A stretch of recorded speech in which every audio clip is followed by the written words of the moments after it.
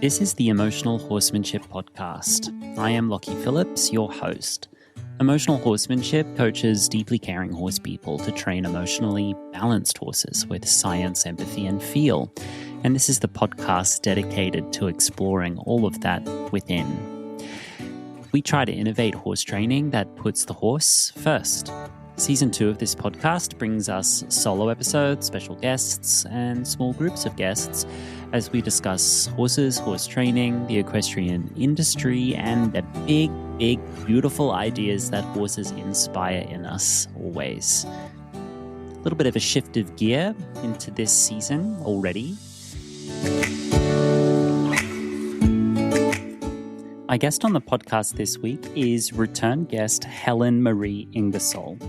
Helen is based in North Carolina, and she's a personal friend and a colleague I've had the pleasure to collaborate with a number of times. Helen is continuing my legacy here on the podcast of presenting horsewomen who are unafraid to be themselves, unafraid to speak the truth, unafraid to go direct to the heart of the matter without a mask, without a fawn response. And this is absolutely what our year this year is all about. I invited Helen to return to the podcast because I had a feeling there was so much more beneath the surface that she and I did not dive into on our first recording. I hope you enjoy. I have a repeat offender here, Helen Marie Ingersoll. Not to strike too close to home, we're alluding to recidivism right off the bat, but thrilled to have you back, Helen, for season 2. How are you today? I'm great. I'm truly, there's no place I'd rather to be on a Sunday morning, honestly. I love it. So our first conversation was super wide-ranging and we touched on many issues, though by our standards, none of those issues we touched on too deeply or too comprehensively. So we think we could go a little further into a couple of the subjects we touched on in our first episode. And what we've come up with is something power dynamics. In the horse world, with horse people, between horses and their people, between horses and the trainers, between trainers and the clients, between vets and the clients. The power dynamics in our industry, well, if you have a horse and you integrate with the industry and you're not in mostly self-imposed exile like myself, it requires you to integrate with the world at large, and all of that requires navigation of power dynamics. So I'll allow you to take the first thread and unravel it with us, Helen. Okay.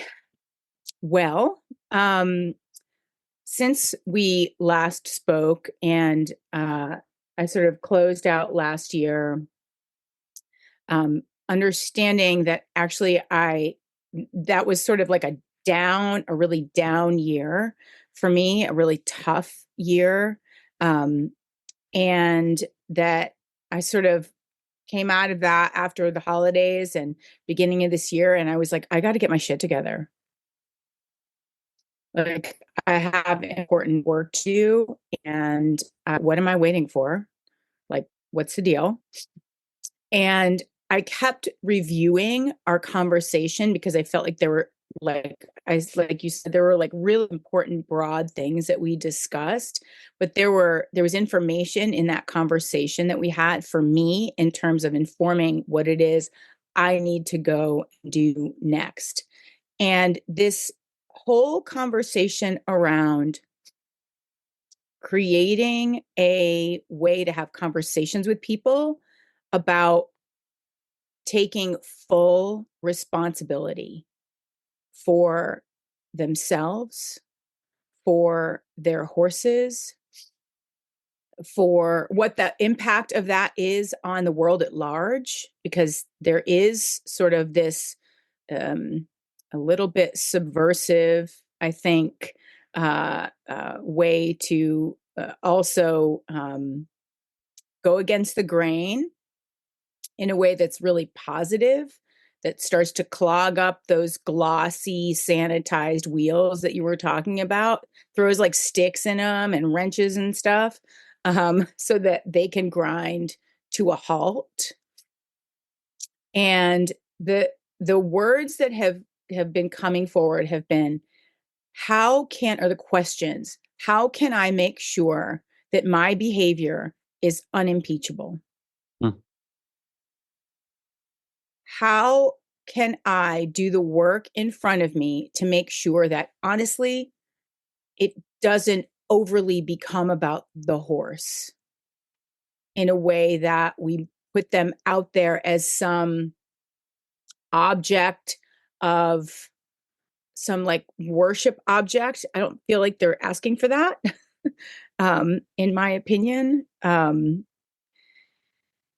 And how can I get on with the business of doing what actually needs to be done in terms of care? I mean, you talk about this all the time. You said something, I don't know, I think it was last week. Like, if you've got muddy paddocks and a groomed arena, like, check yourself.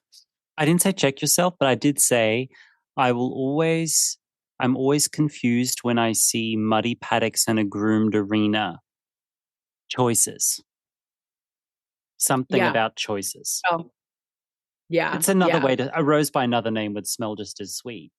I mean, yeah, I mean, I think there is, though, an important, like, you ask these questions and say you're confused and sort of, which is wonderful.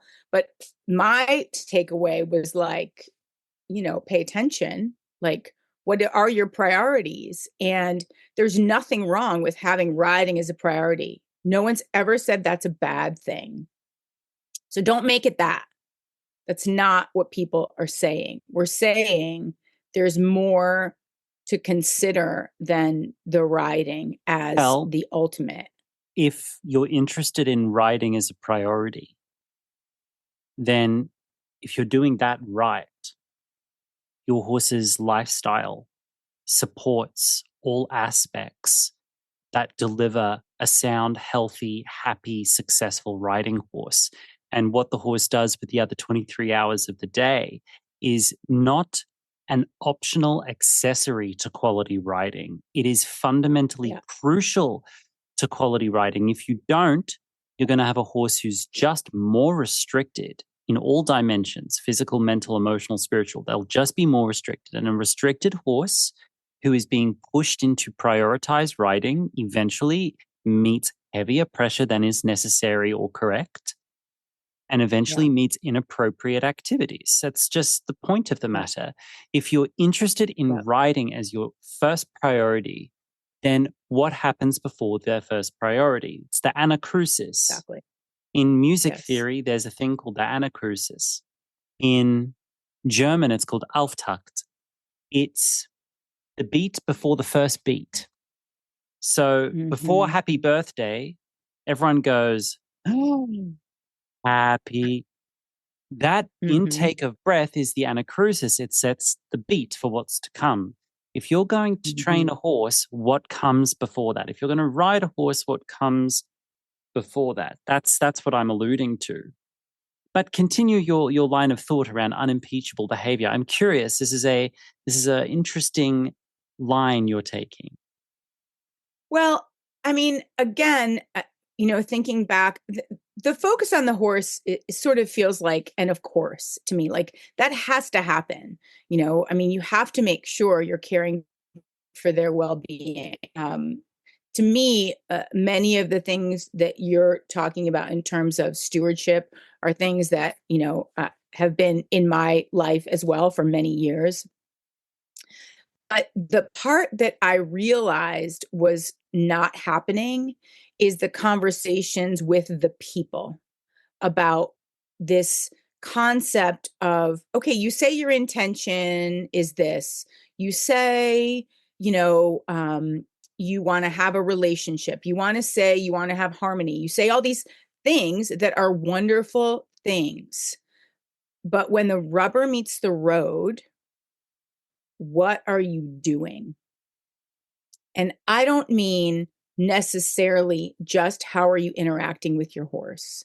I mean, how are you interacting with yourself? How are you interacting with the world at large? What is it that you are carrying with you that is contaminating the space, contaminating, contaminating your relationship with your horse that you don't even realize? There is no shortage of people who are really excellent with horses. I think there's a lot of people in the world who are really, really good horse interactors. I don't even want to say train because it's like, ugh, we can use the word trainer and we can redefine what that word means. But I understand what you're saying. Yes. Yeah.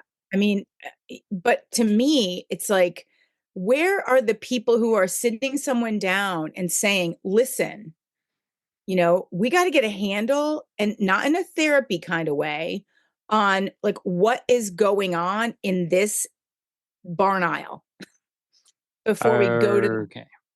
we gotta the kind of conversation that happens in the barn aisle is what I want to focus on. Wow. Okay, so it's 2016. Mm-hmm. Mid-20s Lockie is cycling towards the end of dance career. Horses have already completely absorbed every waking moment of my life, even when I was at the theater. So horses are taking over, dancers stepping aside. At that stage, I was with a community of people where the conversations on the barn aisle was really important to them. They had put a lot of energy into that for the last 10 years. They had provided a lot of resources, a lot of training, a lot of coaching. They had provided community. They had provided containers. They had provided workshops and clinics and summer retreats. And I mean, it was already. Wow. And we were already in that space. And then I was released into the equestrian industry, at first in small corners inside Poland. That's where I started, and in small corners of Spain. And so from the beginning, that was my point of view. Emotional horsemanship, right? It denotes all of that. It's about how you treat the horse. It's about how you treat yourself. How you are with horses becomes how you live your life. And it was all of that.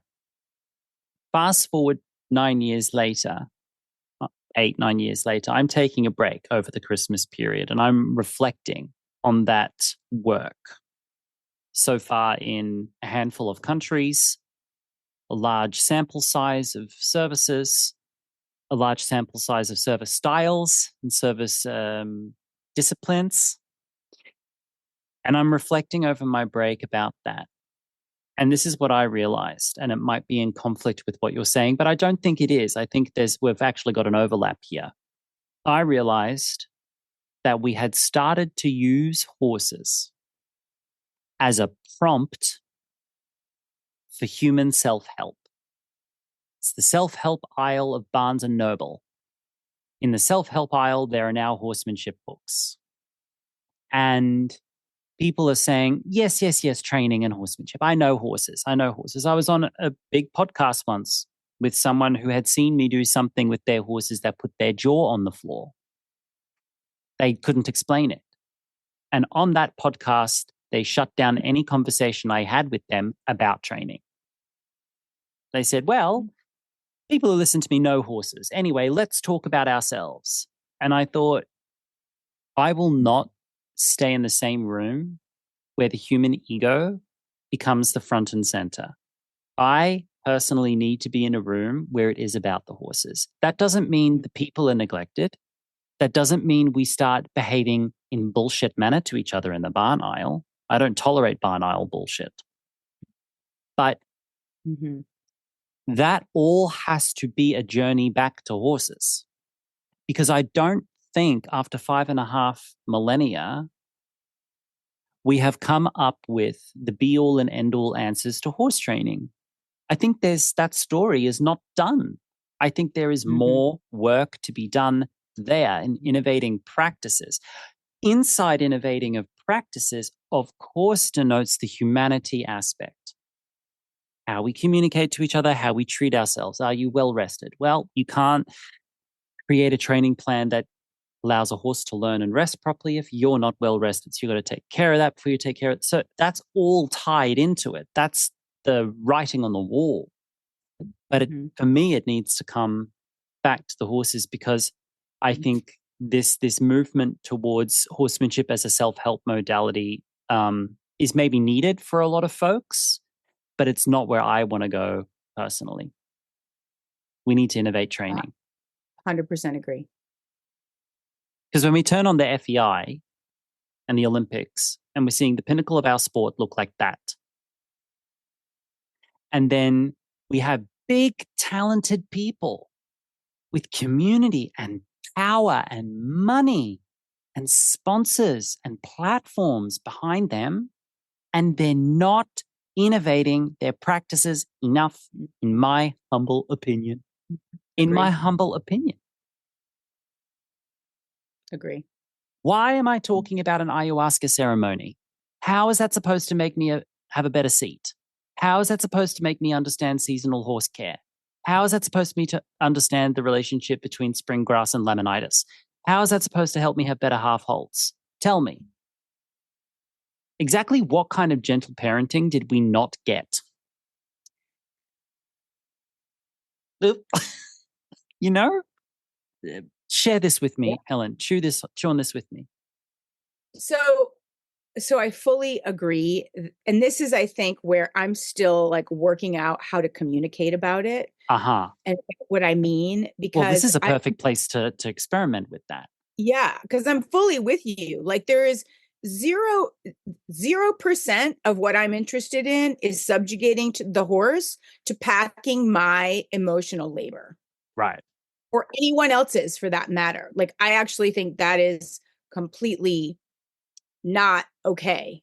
And I think I'm trying, and this is what I'm trying to figure out, and the conversations I seem to be having are, how is it that I can support you in making sure you're packing your water before you get to the horse? Got it. I'm not interested in the horse being this sort of mirror and, information holder who no, that is a hard no for me. Hard no. And, whatever feedback they have to share, my role in my little farm, I want to set up circumstances and conditions so that I have a place where the horses are fully honored to express themselves. Full stop. And they say what they need to say. Some of them say things that we don't want to hear. Mm-hmm. Some of them are, have had enough deposits in their personhood that they're happy to share generously. Others are not. Mm. And that's great. And, my work wife, Dolores, she's my schoolmaster. I love my work wife. I'm just her English translator. Mm-hmm. I teach lessons on her. I help people become people who actually understand that they live in a container aside from here up. So she helps me and I help her, and we get people back into their bodies. Like that's what we're doing. And she's like, hey, that was too much right leg. I'm not going to throw you off, but I'm going to let you know, like, you can't do that. And I have a place in my arena where people can say, shit, I just did the thing. And we laugh and I say, yeah, you did. She told you. Good listening. We all make mistakes. This is how you develop your perfect seat. I'm not here for the, whatever alignment, blah, blah, blah. You'll get your alignment when your body actually is one whole container that's connected to itself. That will happen. That is destined. But for now, you got to figure out where you even are in space, because you don't know. And Dolores and I are just here to talk to you about it. So, it's like, it's it's not that I want to therapize someone in my aisle. I want to be like, hey, listen, get ready, heads up. Because Right. I got this out here who's the queen of her fucking domain. And Right. she's going to tell you about yourself. Are you ready to hear that? Mm. It's more like that, and It's less therapy and it's a little bit more checking in for a flight. Have you packed these bags yourself? Do you have any yes, aerosols, weapons, anything inside that could be yes, flammable?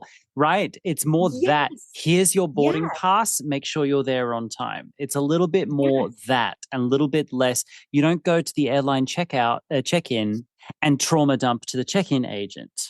Yeah. Right. Yeah. Yeah. Well, some And people so, do, and it makes fabulous entertainment. right, right. I But love those it's videos. it's clearly inappropriate, right? It's clearly Yes, inappropriate. yes, It's a way to just check in so that you can connect with the vessel. yes. And what I'm finding, and again, I'm still sort of, I mean, won't I be experimenting forever? I mean, Yeah, I whatever. mean, Like, we will. We yeah, will. it's half baked. Who cares? Everything's half baked. Whatever. Like, ugh, like who cares? Moving on. Doesn't mean that what I have to say is invaluable. Right. But what I'm understanding is that people are starting to come to the barn aisle and saying, oh man, like I totally had this situation with my son and I thought of Dolores, like where I did the thing, whatever it was. Or, man, I'm looking at my lab and I'm looking at everybody and how different they are. And I'm realizing I'm the problem. Mm, Shit, man. nice. Thanks, Awesome. Like, Dolores. good for Yeah. you. Thanks, Right. Dolores.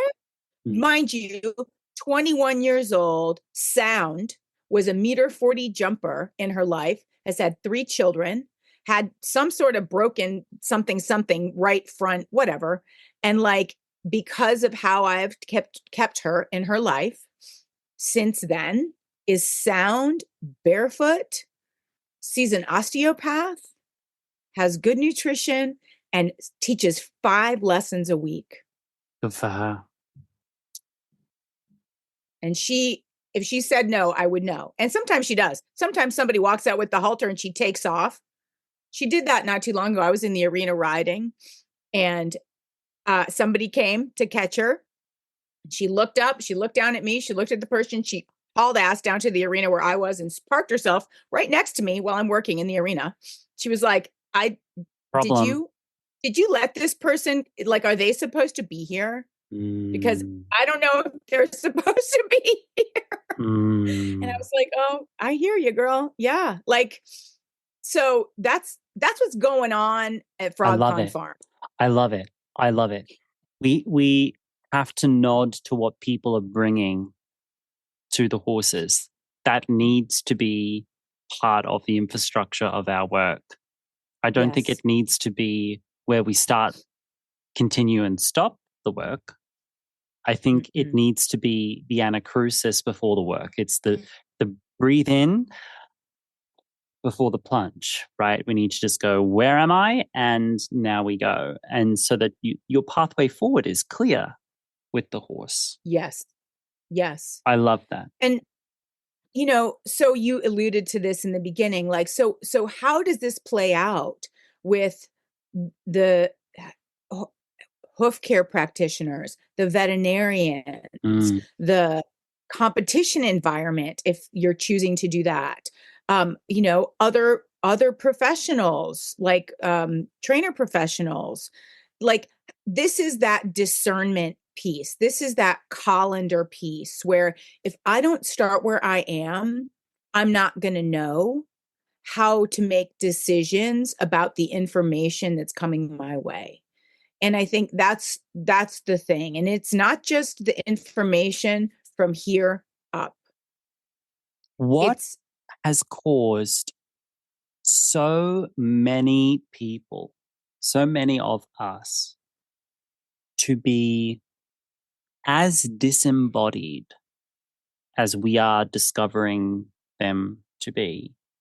What has caused so many intelligent, able-bodied, and keen-minded horse people to completely abandon their reason, their autonomy, and their clear-headedness when they get around a horse or step into a barn aisle. Do you have any insight there? Well, I'm not sure it's just horse adjacent people. I mean, I feel like, at least from where I'm sitting, that it is part of the human condition that we're all trying to navigate. And those of us who are lucky enough to live on land and be with animals are really struggling with it to such a lesser degree than I think the population at large, because we're in touch with the actual earth, and the seasons and the rhythm of how things go because of how we have to care for our animals and our land. But I think that there is some unexplainable evolutionary something going on that I think has it, that's sort of expressing itself now. We're seeing the end of it. Like, look at AI, Mm. Artificial intelligence, not native intelligence. So I mean, I think it's cultural. I don't think it's just the horse people. I think we're just part of it because we're trying to figure out, some people are trying to figure out how to bridge both sides, and when you're on the fence and you've got one foot in one side and another foot in another side, you've got to pick it stuck up your ass. Like, it's uncomfortable to be in two places. But you and I And both know that horses demand presence, clarity, and a kind of humanitarian cleanliness from us when we come to them. They require that from us in order for us to handle them in any fashion at all.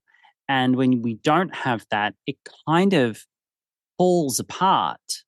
Not that it can't be functional, but it'll be really difficult. And if you're showing up to horses on a regular basis, they demand that of you and force you to consider that. So I am wondering why there isn't a better sample size for horse people, where the larger cultural issues at play here just seem to fall a little bit more by the wayside for horse people. The same way you'll see less prevalence of obesity and cardiovascular disease in upper level athletes by the nature of what they expose themselves to. They're just not going to have those prevalence. Why do we have such a prevalence of it in our industry when the very nature of the activities we expose ourselves to ask you to reckon with that every time you do them? That's the seat of my confusion. Genuine confusion. I'm not casting aspersions and I'm trying not to be a shitty douchebag about it, but I just want to say, like, I am confused. yeah. ¿Por qué?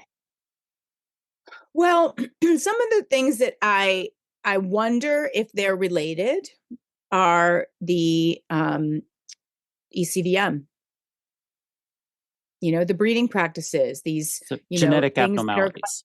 genetic abnormalities where the horses, I mean, in the dissection of my horse that I was in, one of the questions, and these women are just amazing, as you know, they asked questions. They didn't cast aspersions, right? They didn't say, I know, or they said, gosh, are the horses trying to make a collarbone? Is this C8? Like, all of the things you just said make me think, well, and so now what is happening with the horses? We're breeding these horses that are rideable, or like whatever people are calling them. I don't agree with that, but they're selling us sort of a bill of goods that these horses are high performance and able to do the job by 8 years old or whatever. But there's then this underbelly where people are also saying things like, well, are we using Botox to nerve different parts of the horse's body? Are we doing these things to the horses using these chains over, like I think you posted something about that. Chains over cabossons, subjugating the horses to these things so that it appears. I mean, this is the confusion, maybe as a result that people are wanting. Maybe the confusion is the goal. Like that's what I'm getting at. Okay, for the listeners, I'm actually speechless about what you just alluded to.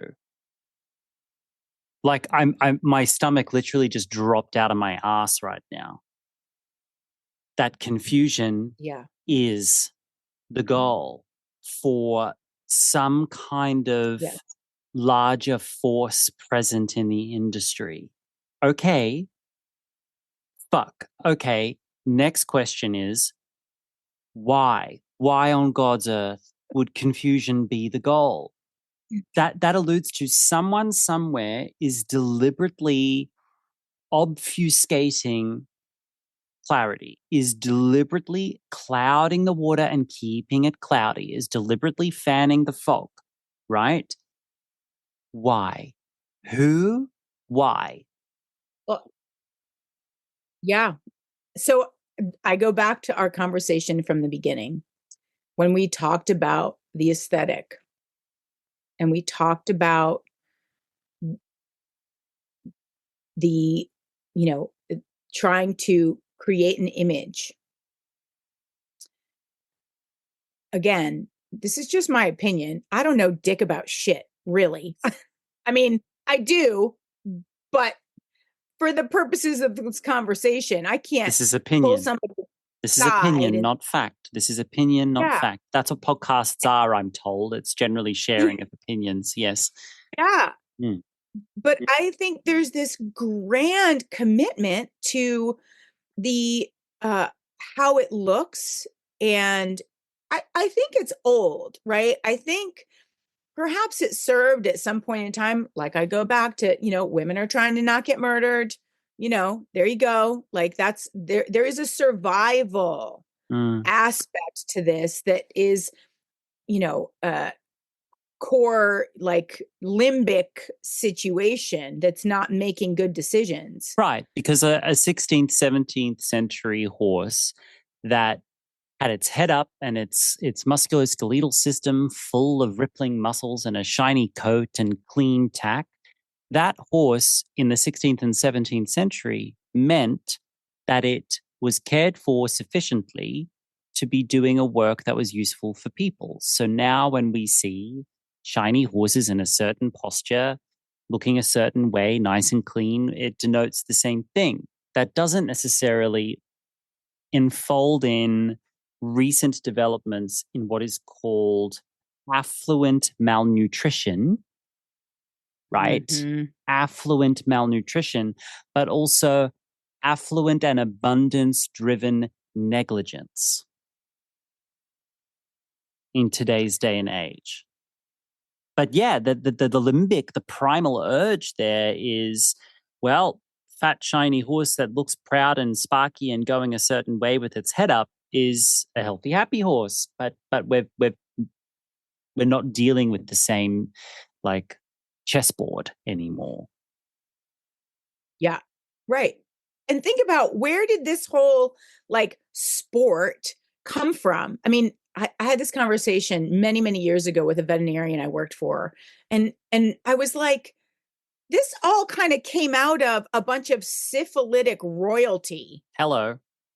that, like, okay, so there's all this weird behavior. Well, maybe it's because the They've all got behavior syphilis. was syphilitic, right? Hello. Like, hello. Yeah. I mean, like, can you follow that thread all the way back? I mean, I'm not, I, I'm not the smartest person in the world, and it wasn't hard for me to reach for. Like, Hello. is this, like we talked about last time, artifact that kind of comes through epigenetically speaking, where there's this weird ass behavior that surrounds this lifestyle and the object of the horse, that it super, super dysfunctional. And like teasing that apart is really, really challenging and confusing. So is the confusion by design a mechanism to break down that paradigm or to enforce it? I mean, I think enforce. I think we're meeting all this resistance, and all of this.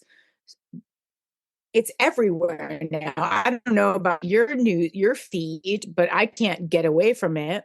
I have think done my very best to get away from it. I've done my very best with my newsfeed to get away from it. And I've whittled it down to the point where at this stage I'm following, 2.5 horse people that don't make my skin crawl. I'm being facetious. Of course, it's more than that. And I really am looking actively for people that are really walking the walk and talking the talk at the same time. But I've had to whittle it down because I just can't keep looking at it. Yep. So you think it's there to enforce? Yep. If everyone stays confused enough, nothing will change. Yeah, I think there's too much money. I mean, just think about these horses and how much they sell for and how much they're like, it's that dragon's not going to get slayed easily. Well, that dragon's not getting off his pile of coins, is he? Not easily. I mean, no. So, hop, skip, and a jump away from that, we're now dealing with this sort of permeating broad spectrum confusion where basic choices around horses, horsemanship, horse life are heavily obfuscated in the mindscape of the people who require those choices. We're now sort of dealing with that, and you're kind of looking at it from the other end, from the other pointy end of the stick. You can't change or shift the dragon off his pile of treasure. You can't do that, but you can deal with the byproducts, the confusion, the inaction, the inertia, the drama triangle. Disempowerment is really what we're talking about. Chronic disempowerment. That's the important piece here, is that this confusion people are experiencing is not their fault. They might be responsible because it is theirs, but it is not their fault. They've been tainted. It's a parasite. It's by design, Yes. It's like smog. It's like smog. Breathing in. It's in the air. Yes. Yes, that is exactly what I'm saying. And I can do one, what's in front of me, one person at a time, one day at a time, one conversation at a time, where it is like, this is not your fault, and this is where we're going to go from here. Let's take a break. If you're enjoying this podcast, then you're very likely going to absolutely love at least one of my online courses that I have available for sign up at any time for anybody. And the course I'd like to invite you to join is called the Emotional Horsemanship Foundation online course. I know that's a bit of a mouthful, but let me break it down for you. The foundations of emotional horsemanship are taught there in simple, easy English. You will learn the foundation principles of this horse training method, and when I say method, that does not mean dogma, plus powerful self-awareness exercises. Then, carefully and deliberately, with theory and practical tutorials, you will be taught mare-foal bonding, or MFB, which is the essential foundation technique of emotional horsemanship, of how I train horses. MFB is a little bit like the alphabet of emotional horsemanship, and all subsequent techniques that we work on spring from it. The course includes downloadable PDF study guides, training journals, and is hosted on a mobile-compatible platform so your learning potential is maximized. And I'm thrilled to tell you, in the very near future, we will have an app for even better mobile study. This course has over 700 students in it, students representing 51 countries and who speak 16 different native languages. On its original platform, it still holds a 4.9 out of 5-star rating on average. It gives you 4 hours and 18 minutes of video tutorials, 18 tutorials, both theory and practical, 6 tests, downloadable PDF booklets, more than 40 downloadable visual slides, and a professional learning platform. Everything is in plain, simple, clear, and easy to understand English, and transcriptions are available if English is your second language. Some of our students said that this course leads straight to the opening of a heart. Some of our students also said that they're thoroughly enjoying this course. Some of our students also said that the course was easy to follow and it felt priceless. Quote, exactly how I've always felt and intuitively got to know my horses. Understanding the actual reasoning for this is priceless, said one student. If you'd like to join me, I'd like to invite you to sign up via the link in the show notes, or you can go to emotionalhorsemanship.com, click on the online courses tab, and follow the prompts to the Emotional Horsemanship Foundation online course. And now, let's return to my conversation with horse trainer and instructor Helen Ingersoll. And these decisions are yours to make. Did you pack your bag yourself? They're yours to make. Right. I'm going to give you all the information that is as current as I can. I can surmise and connect you to all the places where I think you're going to get the best information for you and your horse. And I'm going to support you, and I will be a sounding board, and I will be there to navigate your mistakes and see what recovery looks like, because that is a real thing. Recovery is important. You know, it's not that everything is perfect and smooth sailing, ever. So how can we get on with the work? Yes. The actual work. Actually doing the job. Doing the job. Learning how to ride properly. Hello. Learn how to ride properly. Thank you. Jesus Christ. Come on. I know. That, together. Motherfuckers. I know, right? God. Yes. Okay. So I remember, Amy Skinner, right? She shared a post like a year and a half ago that is my Roman Empire. I think about it every day. It was a dressage trainer in his mid to late 80s. I think he was Dutch by birth, trained at the Spanish riding school in Vienna, expatriated to the United States, the East Coast, I believe Connecticut, somewhere like this. I could be completely out my neck there, but he expatriated, set up an arm of true Euro classicism dressage horticole in the United States and said, I've now got this grand vision to teach people the beauty of horse ballet. We're going to go there. We're going to I've got all the chops. I've got all the skills. I did all the study. I did all the work. I've got all the qualifications. Now, America, let's go. And he was in his 80s, and Amy Skinner shared this post. So I'm paraphrasing all of it. But the man basically wrote something onto Facebook where he said, I give up. Yeah. It's not going to happen. What I thought I could do isn't going to happen. And he described in detail the anatomy of the fall. He said that if you can find a healthy horse, if you can find the horses healthy enough, they are kept in such an abysmal state that they're no longer healthy, or they are owned by someone who isn't interested in the patient, painstaking, meticulous work of true classicism. They're not interested in that. They want to fast track to glory and success in the arena with that horse. Or Barbie. Right? Or they are wealthy enough to afford the horse, not talented enough to develop it well enough.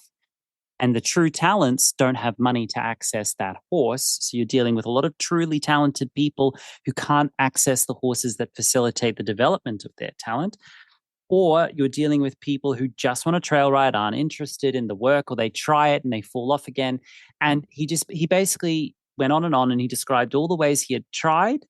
And he said, I give up trying to teach people how to do this. And part of my soul kind of felt crushed reading this, to hear someone in his 80s say, I give up. But at the same time, doesn't make me give up yet. I do think not everyone needs to ride to the level of the Spanish riding school. Not all horses have to ride at that level. But I do agree with you. Why are horse trainers assuming the mantle of life coaches? Why are riding instructors assuming the mantle of community chiefs when our skill set rests in this artistic pursuit that has called us here in front of you? Now, of course, we have ancillary skill sets that support what we do. Of course there is. Of course there is. And we love all of that too. Let's have a potluck dinner. Let's do it. Let's be friends. Let's all of that. We love all of that. That's all fabulous, and that's here to stay. It's not going anywhere. I partake in it. I enjoy it. I enjoy going out to dinner when I'm on clinic tour. I love all of that. I love talking with people about their lives and what brought them to horses. This podcast here is my paper trail on that, right? Mm-hmm. But can we get to work now? Yeah. The world is burning. Can we focus on our art while the world's burning? Exactly. Right? Exactly. And and to your point, what I really want to get to, are you ready? Have you pre-flight? Now, can we actually get into some structure and some rigor? Because if we employ some rigor and some discipline and some, very hard boundaries about what we will and won't do in the tack, guess what? By the way, you're going to start having fun. That one.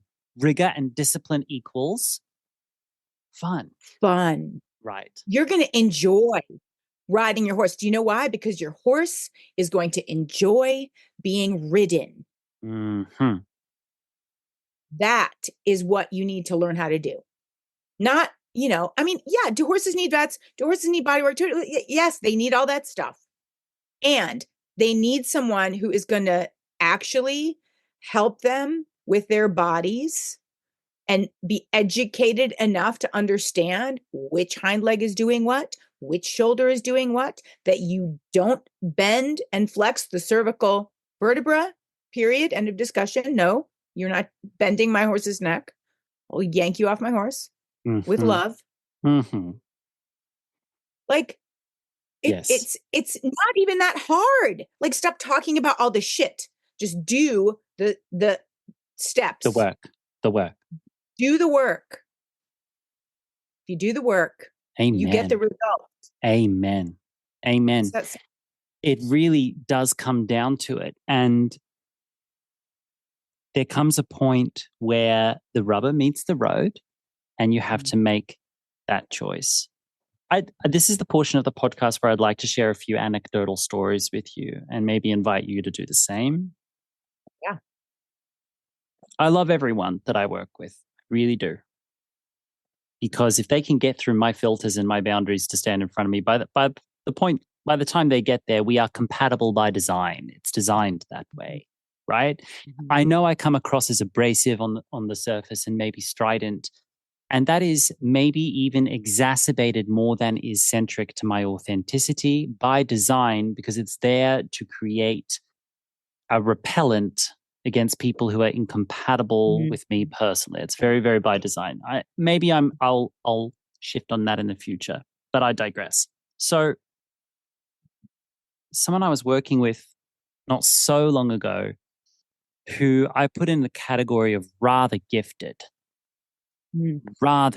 also rather young, but rather gifted, and had a horse with a bunch of issues.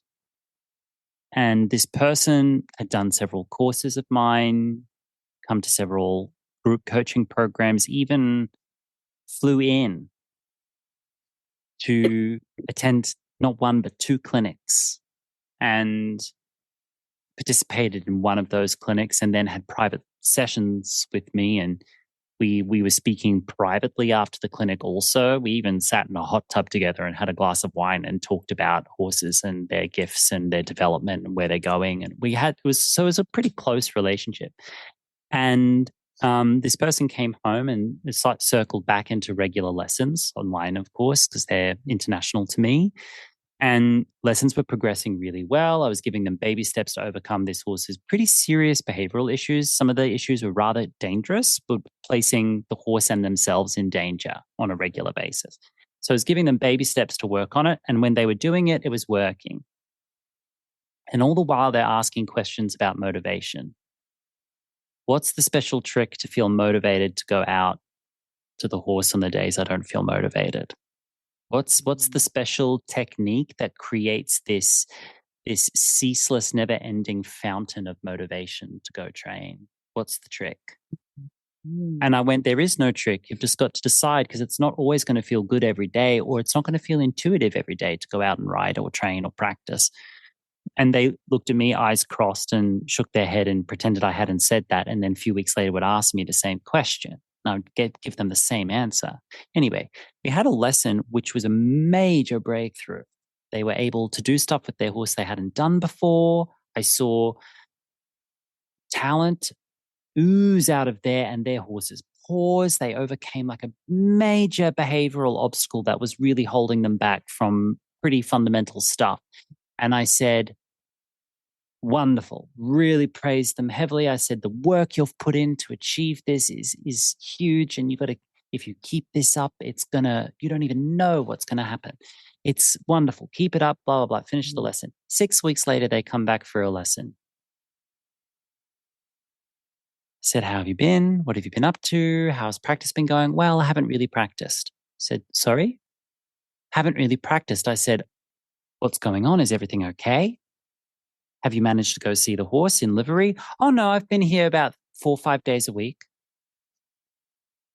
So you've been there 4 or 5 days a week. Is there something stressful in your life? Like, that's me asking, have you packed the bags yourself questions, right? Is there something going on in your home life that's holding you back? Do you not have mind space for this? What's going on? No. I just haven't been practicing.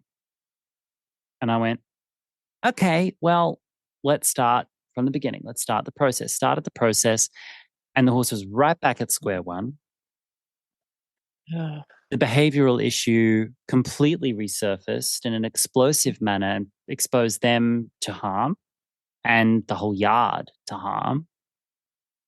And at this point, I'd been working with them for about 3 years, patiently. Clinics, the whole lot, everything I just said. And so on this lesson, I said, okay, at this juncture, I'm going to stop the lesson now. We were 15 minutes in. Said, I'm going to stop the lesson now. And you come back to me when you are practicing regularly, or if there is a very good reason why you're not, and I will support you. But if there's no reason why you're not, and you're choosing not to practice, I have a problem, because your horse has got a behavioral issue which is dangerous for you and for them. If we were talking about tempi changes, that is a luxury. But this is a life skill that is causing hazardous behavior.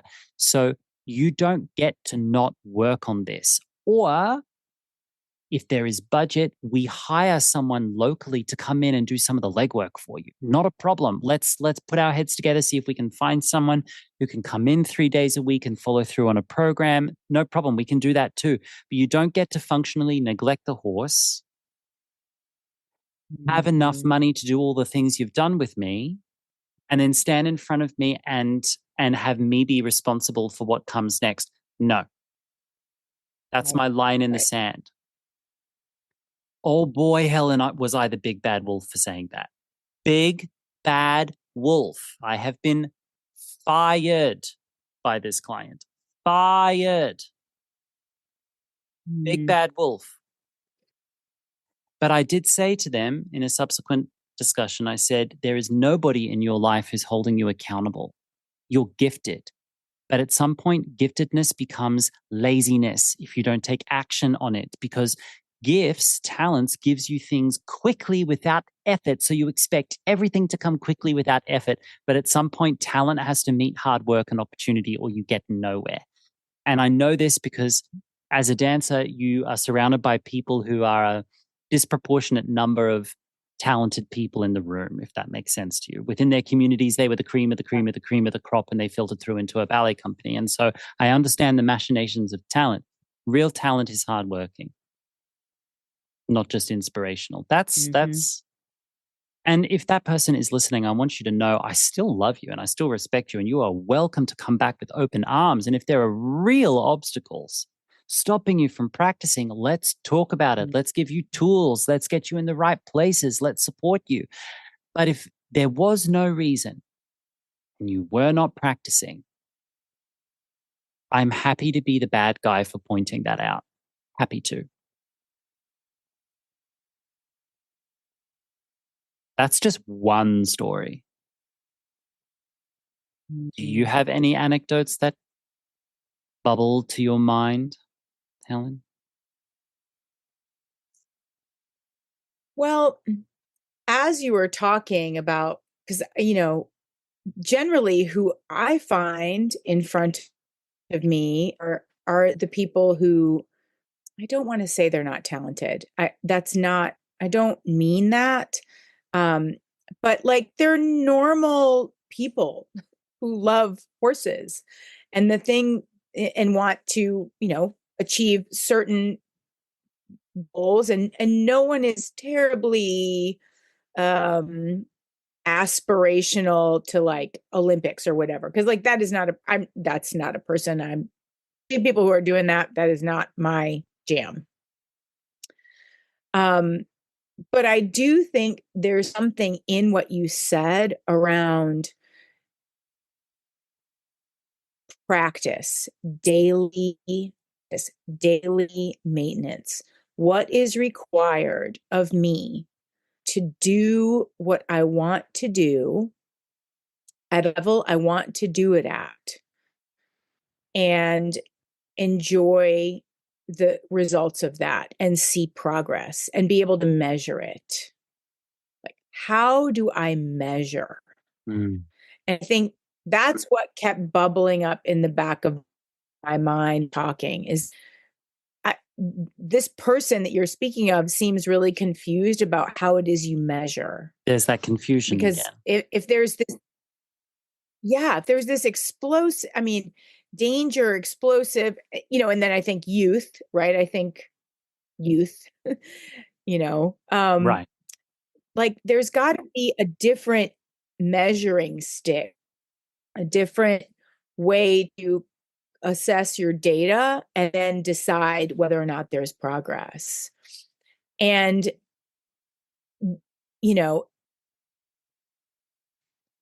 I think I am in such a transitional time where I had a client whose measuring stick was, whether the horse could be ridden and could be ridden and that to me is not necessarily an appropriate measuring stick anymore.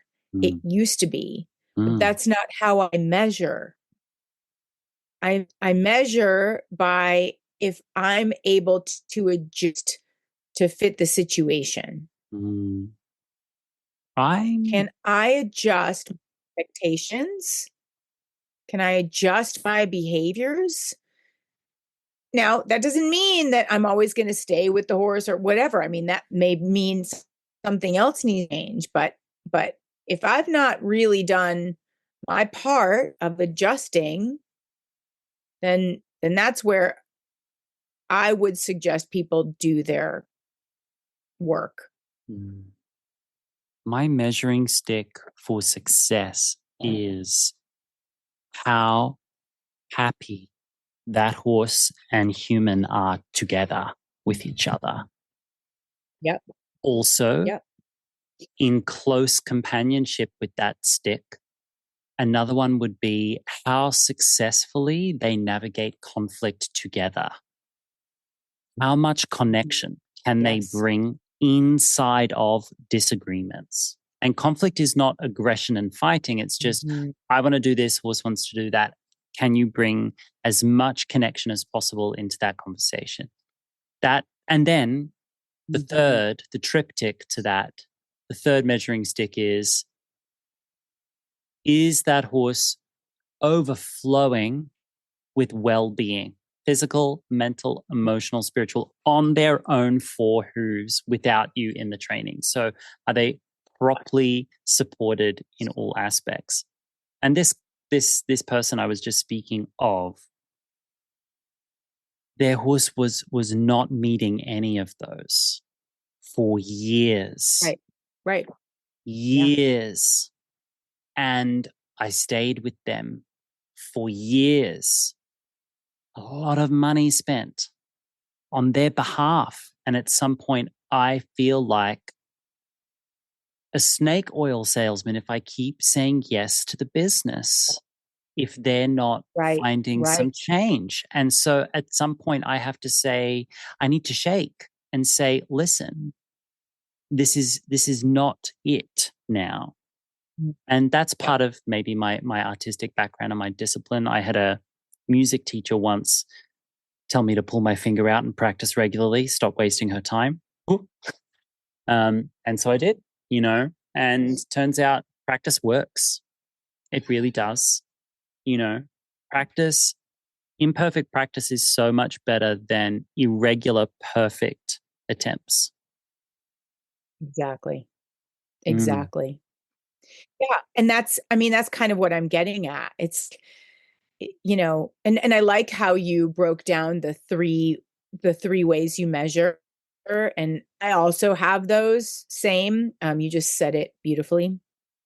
And I will, all good artists steal. So I will steal also it. Take it. It's yours. It's yours. It's very well outlined and well said. And I, certainly echo that same sentiment. And again, if the goal is to be, is to solely for recognition and the aesthetic, then that's not a path I'm interested in. But if what you're seeking is joy and, able to navigate, like you said, relational ups and downs with some humor and some ease and some, willingness to, capitulate when necessary. Yeah. And that's the goal, right? That is it. That's the pinnacle, in my opinion. It doesn't get any better than that. And, whatever recognition may sort of come along hither and yon, if that's what you decide to do, that's gravy. And that's something that you maybe decide you go and do that's fun for you and your horse, then, good on you. And I support that. I'm not saying I don't also compete. The jury's out somewhat, on the life cycle of that. I am now in fully no spurs, no whip land. So I don't know how that's going to go. Welcome to my land of no spurs, no whip. It's been lonely over here. Happy to see a competing horse person in this space. Amazing. What are you learning about that? What have you found? Man, what have I found? Well, when you dropped the whip, how did the horses feel? Initially, a little sticky. So the whip was keeping them forward. Well, I don't know if they were keeping them forward. They were keeping them reactive. And I don't think that's the same.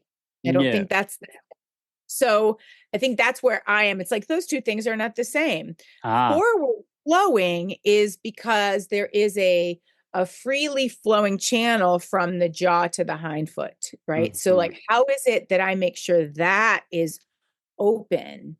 And if I am allowing that channel to be open, where does it start? Where does it end? Well, it's reciprocating, right? And how much less can I do so that that stays flowing? And how long does it take? I'm spending a lot of time in the walk, turns out, really trying to figure out how to get that flow before I move on. So, I mean, TBD, but I mean, I'm here for it. I'm here for it. I don't need reactivity. I No. need cooperation and energy and balance. So, And so you dropped the stick. They initially felt sticky. I'm asking for people who are considering to drop the stick but are holding on to it because they don't like that sticky feeling. When the horse felt sticky and you went, they're sticky. Oh, I don't have the leverage of the stick to just shimmy the stick in their direction. Just a wafer-thin, glancing touch, just a signal. It's just an extension of my hand. It doesn't hurt. All the stories. And you didn't have that. What did you do? What was that experience like? What went through your head, if you can take us through that moment? So the stickiest horse, of course, is my own. Okay. My horse. So I think the first thing I felt was embarrassment. That. Thank you for acknowledging that it's embarrassing to be years into horses, have clients, a farm, a trailer. It's that you're full deep into the horse scam. You're full into it. And then you get on a horse and the horse is like without that stick. And you're like, I feel like a fool. Yeah. It's humbling. Yeah. Yeah. And, you know, I told myself the stories and I sort of like I had my foot in each, I was on the fence. So there was a picket up my ass, right? Like, you know, and I just decided to like get off the fence. And I and I mean, some of it has been like taking time off also, like off the horse and saying, you know what? Like I gotta Detox. get right. And I have to walk the walk, right? Mm. I mean, I'm not I'm not just going to tell you that you need to get your house in order and not get my house in order. I'm going to get my house in order and do the work that I need to do. The truth, right? Say, oh, I feel embarrassed. Like, oh, this is yucky. Like, but here's what I will say: the yuckiness did not last long. It doesn't last long when you just own it and move on. And now, when I sit on him, I understand for this horse that it's his jaw and it's his the base of his neck is hypermobile. He's part Frisian. And so this is like part of the stickiness. It's like this avoidant situation, but this is the sticky.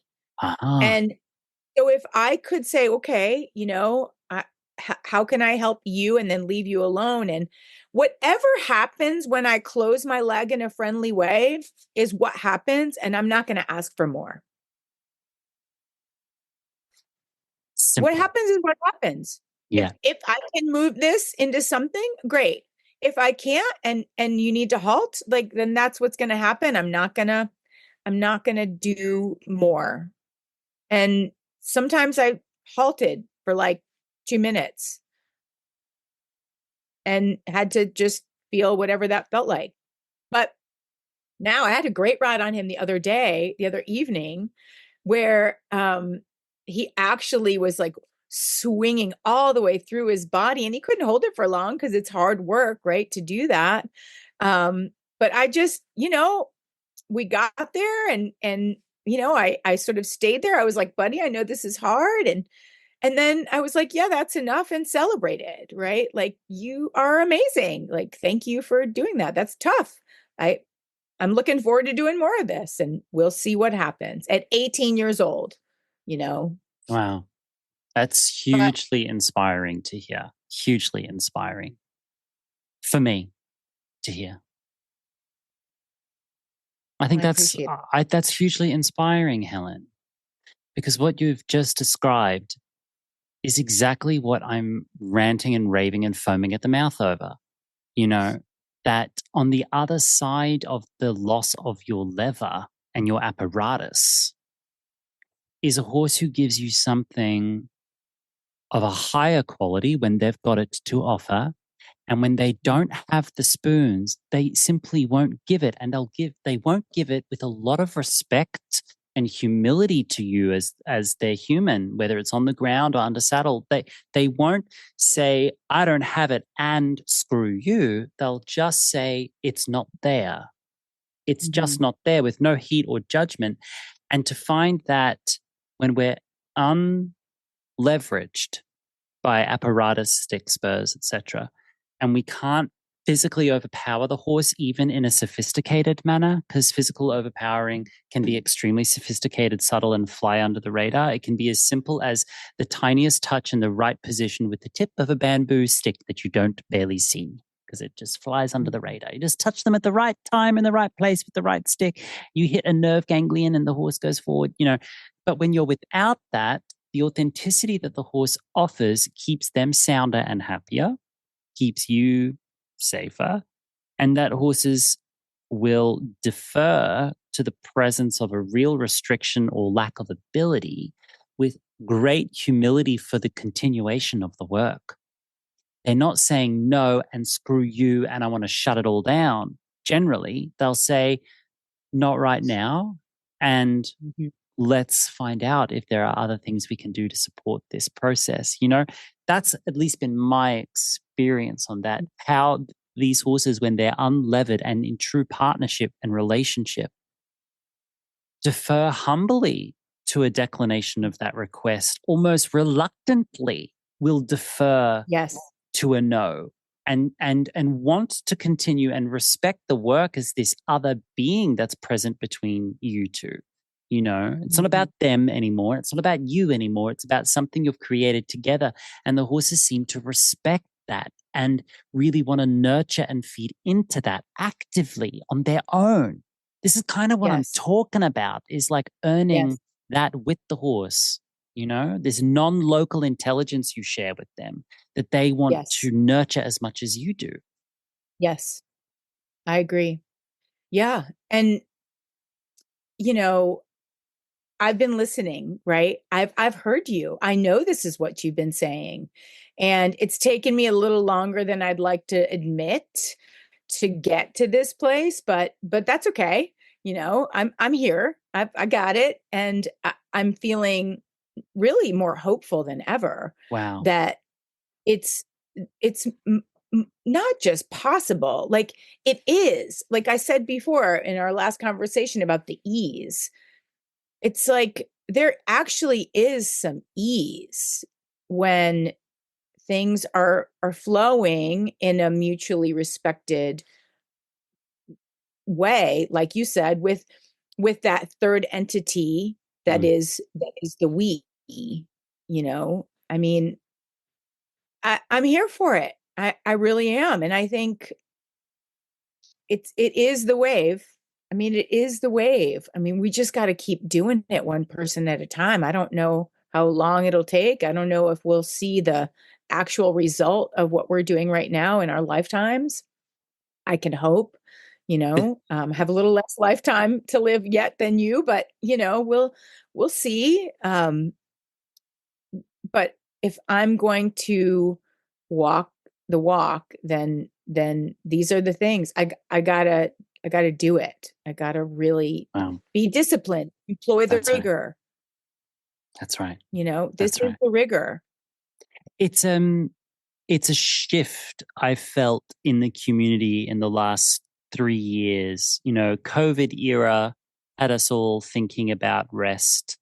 And now we're thinking about picking up our tools and how can we be with them in industriousness. It's like, if you want to beat capitalism, if you want to beat patriarchy, you can't espouse the things that they have mutated into these monstrous forms that dominate our lives. You actually have to take it back up again and reinvigorate it anew, I think. Yes. Helen, Yes. thank you for joining me on the podcast today. I enjoyed speaking with you in a bit more depth this time. Hugely inspiring. It's hugely inspiring to see someone occupying dressage land like this. Is there any question I didn't ask you that you wish I had asked?